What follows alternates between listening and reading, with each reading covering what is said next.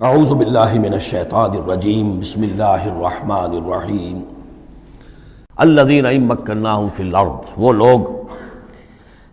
کہ جنہیں اگر ہم زمین میں تمکن عطا کر دیں، یہ وہی لفظ ہے کذالک مکننا لیوسف، سورہ یوسف میں 2 مرتبہ ہم پڑھ چکے ہیں۔ الذین ان مکناہم فی الارض، وہ لوگ کہ جنہیں اگر ہم زمین میں تمکن، قدرت، طاقت، غلبہ، حکومت، استیلاء عطا کر دیں تو وہ کیا کریں گے؟ اقاموا الصلاۃ، پہلا کام ہے نماز قائم کریں گے۔ یہی کام حضور نے کیا، جاتے ہی سب سے پہلے جمعہ قائم کیا اور پھر یہ کہ مسجد النبوی کی تعمیر کی، پہلا کام۔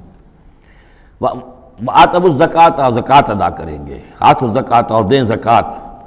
اقاموا الصلاۃ وآتوا الزکوٰۃ اور دیں گے وہ زکوٰۃ، اور یہ کہ زکوٰۃ کا نظام قائم کیا جائے تاکہ جو بھی معاشرے کے اندر پسماندہ طبقے کے پاس جن کے ہاں احتیاج ہے ان کا بھی کفالت کا بندوبست ہے۔ وَأَمَرُوا بِالْمَعْرُوفِ، اور وہ نیکی کا حکم دیں گے، وَنَهَوْا عَنِ الْمُنکَرِ، اور بدی سے روکیں گے، وَلِلَّهِ عَاقِبَةُ الْأُمُورِ، اور تمام معاملات کا بالکل آخری انجام تو ہے تو وہ تو ظاہر ہے کہ اللہ ہی کے ہاتھ میں ہے، اللہ کی قبضہ قدرت میں ہے۔ اس کو ہم یہ کہہ سکتے ہیں ایک اعتبار سے کہ گویا یہ نبی اکرم صلی اللہ علیہ وسلم کا مینیفیسٹو تھا۔ مینیفیسٹو ایک تو ہمارا آج کا تصور ہے کہ انتخابات میں جو پارٹیاں حصہ لیتی ہیں وہ اپنا اپنا پروگرام دیتی ہیں، لیکن اس سے علیحدہ کر دیجئے۔ لیکن چونکہ حضور، اگر یہ روایت صحیح ہے کہ یہ آیات نازل ہوئی ہیں جبکہ حضور تشریف لے جا رہے ہیں مکے سے مدینے کی طرف ہجرت کے سفر پر، تو اللہ کے علم میں ہے کہ اب آپ کا جو وہاں داخلہ ہونے والا ہے وہ تو ہوگا ایک بے تاج بادشاہ کی حیثیت سے، جاتے ہی آپ کو وہاں اللہ تعالیٰ کی طرف سے اختیار اور اقتدار مل جائے گا۔ تو جب یہ صورت ہوگی تو کیا کریں گے؟ ان کی پرائرٹیز کیا ہوں گی؟ تو جیسے کہ جماعتیں کہا کرتی ہیں کہ ہماری حکومت بنے گی تو ہم یہ کریں گے، تو گویا کہ یہ ہے وہ ہمیشہ کے لیے اہل ایمان کا جو سمجھیے کہ اللہ تعالیٰ کی طرف سے دیا ہوا ان کا مینیفیسٹو ہے۔ الذین ان مکناہم فی الارض اقاموا الصلاۃ وآتوا الزکوٰۃ وامروا بالمعروف ونہوا عن المنکر وللہ عاقبۃ الامور۔ یہ آیات خاص ہیں۔ اب دیکھیے پھر وہی جو مکی صورتوں کا مضمون ہوتا ہے بالکل انداز جو ہے وہ بدل جائے گا۔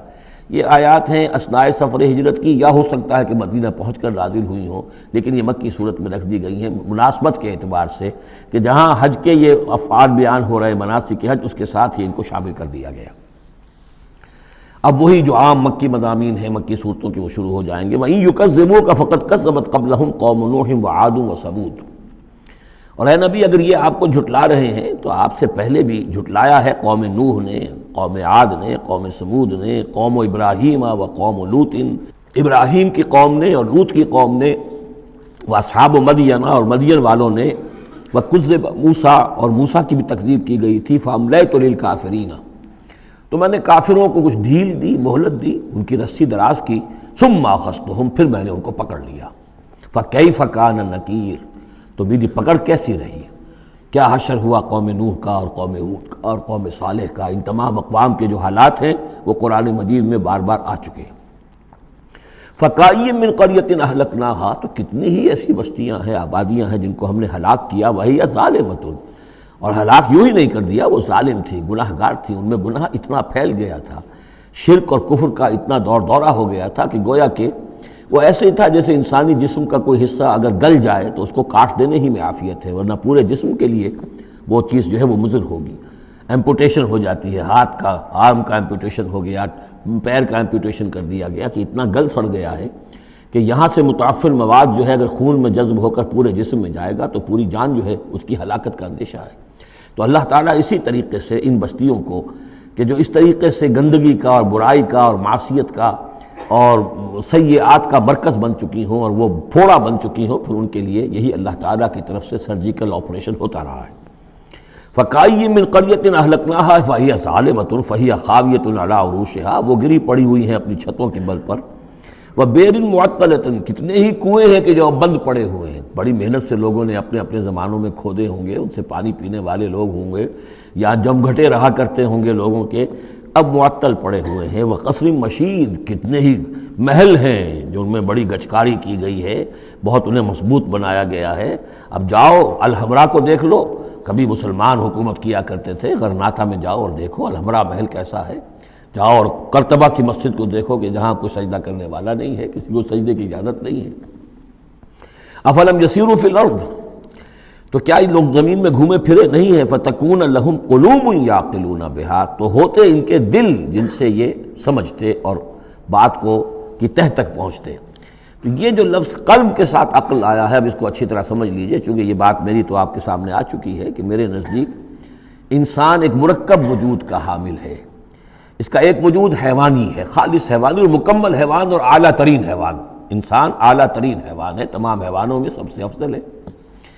اور اس میں وہ ساری فیکلٹیز ہیں کہ جو حیوانات میں بھی ہوتی ہیں، لیکن اس کا ایک روحانی وجود ہے، وہ مکمل وجود ہے، انڈیپینڈنٹ ہے، بالکل اس حیوانی وجود سے ایک علیحدہ اور مستقل بذات وجود ہے۔ یہ دونوں کیسے جڑے ہوئے ہیں یہ ہم نہیں جانتے۔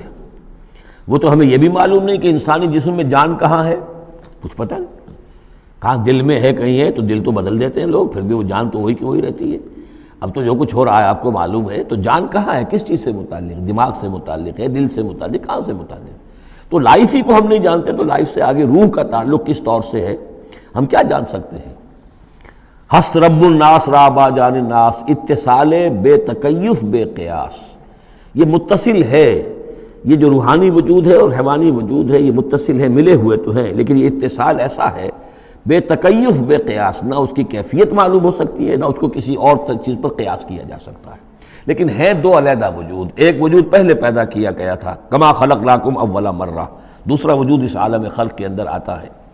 اور ان میں سے ہر ایک کی، دونوں کی اپنی اپنی عقل ہے۔